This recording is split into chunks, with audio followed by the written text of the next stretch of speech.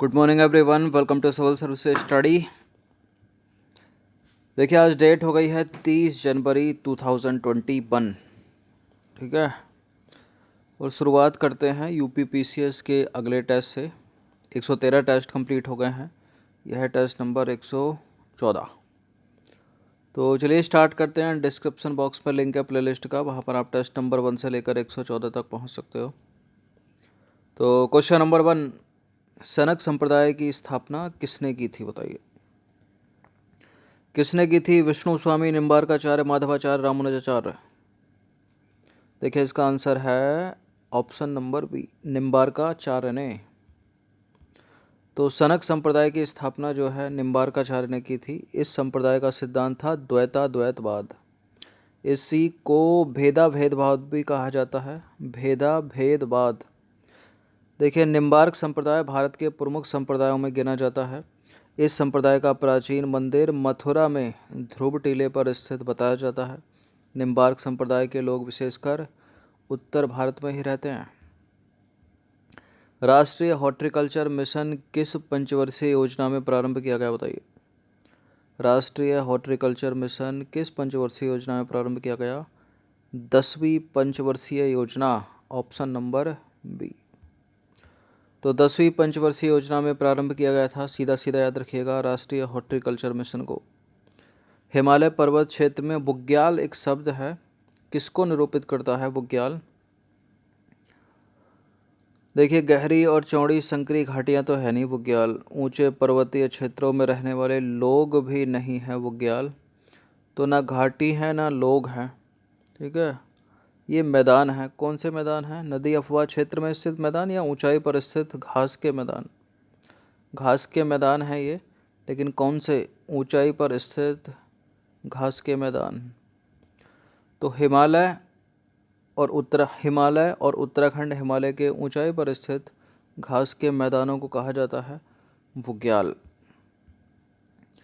Question number 4 है, हिमाचल और उत्तराखंड हिमालय में किन नदियों का अपवाह क्षेत्र, बताइए। हिमाचल और उत्तराखंड हिमालय की बात कर रहा है तो रावी बहती है, व्यास बहती है, सतलुज बहती है, सिंधु की ट्रिब्यूटरी है सतलुज, यमुना बहती है। झेलम तो कश्मीर हिमालय का पार्ट हो गया, तो थर्ड को एलिमिनेट कर दो। ये भी चला गया, ये भी चला गया, ये भी चला गया। 3 इसमें है तो सी हो जाएगा इसका आंसर। हाँ बी हो जाएगा इसका आंसर। 1 2 4 5, 1 2 4 5। तो हिमाचल और उत्तराखंड हिमालय प्रदेश के अंदर बहने वाली नदियां हैं रावी, व्यास, सतलज। सतलज सिंधु की ट्रिब्यूटरी है। यमुना और घाघरा, घाघरा गंगा की सहायक नदी है। झेलम नदी के अपवाह क्षेत्र का संबंध है कश्मीर हिमालय से, न कि हिमाचल और उत्तराखंड से। क्वेश्चन नंबर 5 है, नरम दल और गरम दल के रूप में भारतीय राष्ट्रीय कांग्रेस का विभाजन किस अधिवेशन में हुआ था? कई बार प्रश्न का रिपीटेशन हुआ है, इसका उत्तर आपको बिल्कुल पता चल गया होगा। 1907 का सूरत अधिवेशन। और मिले कब थे? 9 वर्ष के बाद 1916 के कांग्रेस के 1916 के अधिवेशन में। इस अधिवेशन की अध्यक्षता किसने की थी? RC मजूमदार ने। ठीक है, तो 1907 में जो है सूरत अधिवेशन में भारतीय राष्ट्रीय कांग्रेस नरम दल और गरम दल में विभाजित हो गया था, नरमपंथी और चरमपंथी। क्वेश्चन नंबर 6 है, चमगादड़ अंधेरी रातों में उड़ सकते हैं और अपना शिकार भी कर सकते हैं, क्या कारण है इसका? देखिए विप्र ध्वनि तरंगे निकालते हैं और उन्हीं के द्वारा वो निर्देशित होते हैं। पराश्रव्य भी लिखा जा सकता है यहाँ पर।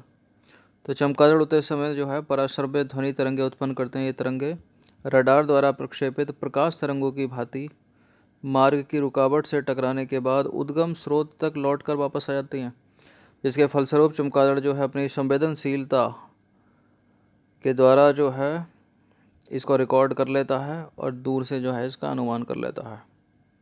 ठीक है, एक टीवी सेट है, उसको चलाना है, तो निम्नलिखित में से किस एक का प्रयोग किया जाएगा? ठीक है, रिमोट से कौन सी किरणें निकलेंगी, बताइए। प्रकाश तरंगे, ध्वनि तरंगे, सूक्ष्म तरंगे या रेडियो तरंगे? देखिए होता वो अवरक्त विकिरण है, यानी रेडियो वेव। ठीक है, तो डी हो जाएगा इसका आंसर। तो टीबी के रिमोट नियंत्रण इकाइयों में अधिकतर जो है अवरक्त विकिरण का प्रयोग करते हैं और कुछ में जो है रेडियो वेव का प्रयोग करते हैं। अवरक्त यानी इंफ्रारेड एक विद्युत चुंबकीय विकिरण है। क्वेश्चन नंबर 8 है, विश्व स्वास्थ्य संगठन ने एक नगर के लिए सुरक्षित ध्वनि प्रदूषण स्तर क्या बताया है? कितना होना चाहिए? 50 डेसिबल, 45 डेसिबल, 55 या 60? 45 डेसिबल, ऑप्शन नंबर ए। तो विश्व स्वास्थ्य संगठन द्वारा किसी नगर के लिए निर्धारित किया गया सुरक्षित ध्वनि प्रदूषण स्तर है 45 डीबी। निम्नलिखित में से यौगिकों के किस समूह को सहायक आहार कहा जाता है? बताइए, किस समूह को सहायक आहार कहा जाता है? वसा तो सहायक आहार नहीं है, यहाँ पर विटामिन है सहायक आहार। तो विटामिन एक ऐसा यौगिक है जो सहायक आहार कारक भी है। इस विचार को स्पष्ट करने वाले पहले वैज्ञानिक थे फ्रेडरिक गोलैंड हॉपकिंस। कौन थे? Frederick Gowland Hopkins. Vitamin A हो गया, vitamin B, vitamin C, vitamin D, vitamin K, vitamin E, ठीक है, विटामिन बी 12, विटामिन बी6, सब इम्पोर्टेंट है शरीर के लिए।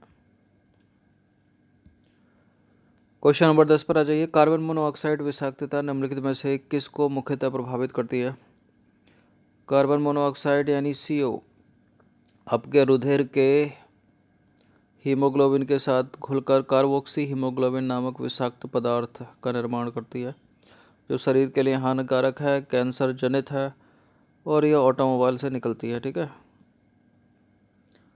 तो रक्त की ऑक्सीजन को वहन करने की क्षमता को प्रभावित करती है। देखिए, कार्बन मोनोऑक्साइड रक्त के हीमोग्लोबिन से जुड़कर कार्बोक्सी हीमोग्लोबिन HbCO बनाती है। इससे रक्त की ऑक्सीजन परिवहन की क्षमता कम हो जाती है। क्वेश्चन नंबर 11 है, श्वसन में ऊर्जा उत्पादित होती है? बताइए, इसका आंसर कई बार बता चुके हैं, ATP के रूप में, एडिनोसिन ट्राइफॉस्फेट। ठीक है, ऑप्शन नंबर सी है इसका आंसर। तो कोशिका में ऊर्जा उत्पादन के लिए जो है ऑक्सीडेशन डिग्रेडेशन से संबंधित अर्थात अपचयी अभिक्रियाओं को सम्मिलित रूप से कोशिकीय श्वसन कहते हैं। इस क्रिया के फलस्वरूप ऊर्जा ATP के रूप में उत्पादित होती है। ठीक है, ATP के रूप में। रक्त होता है, ब्लड क्या है? ब्लड एक तरल संयोजी ऊतक है।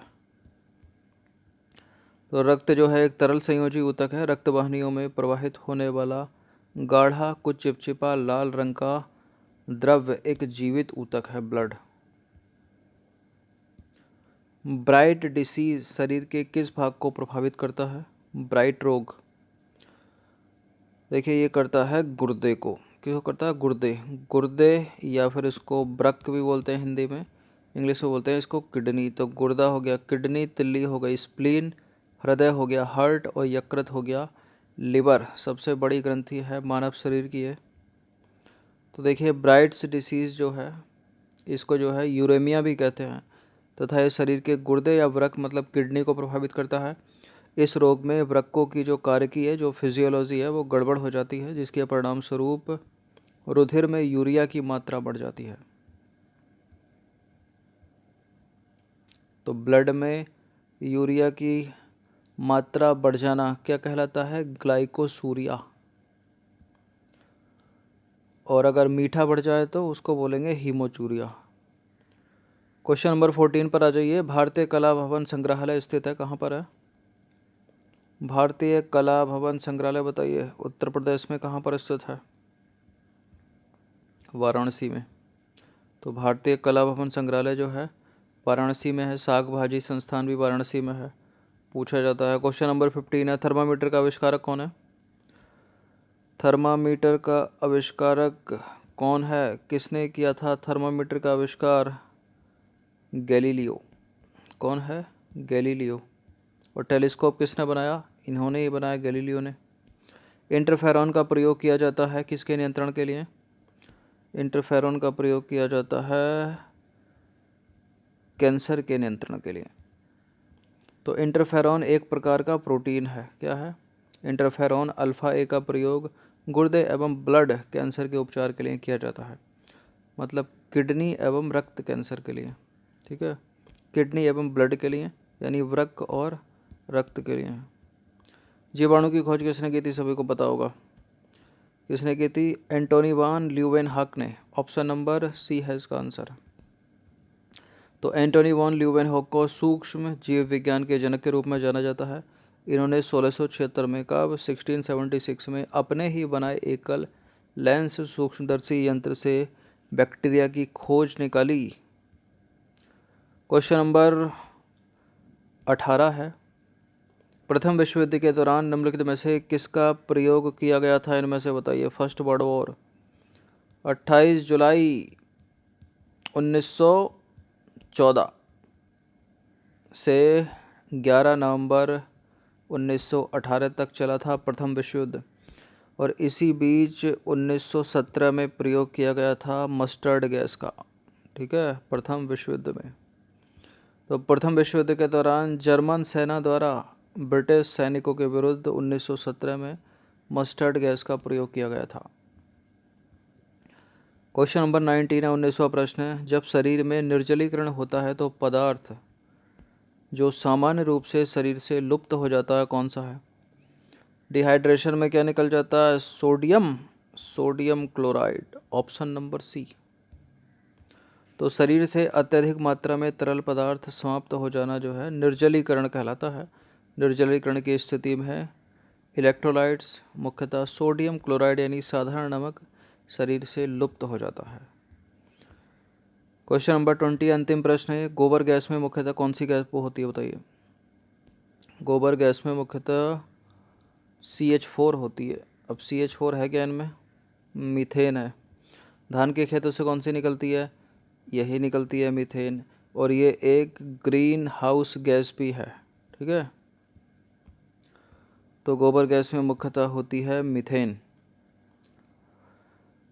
तो 20 प्रश्न थे ये जनरल साइंस के, इनकी प्रैक्टिस एक बार कर लेना, ठीक है। इस पूरी की पूरी टेस्ट सीरीज़ का प्लेलिस्ट का लिंक आपको डिस्क्रिप्शन बॉक्स में मिल जाएगा, वहाँ पर आप इस टेस्ट तक पहुँच सकते हो, टेस्ट नंबर 1 से। टेलीग्राम चैनल से जुड़ जाइए, सिविल सर्विसेज स्टडी के डिस्क्रिप्शन बॉक्स में उसका लिंक है। धन्यवाद।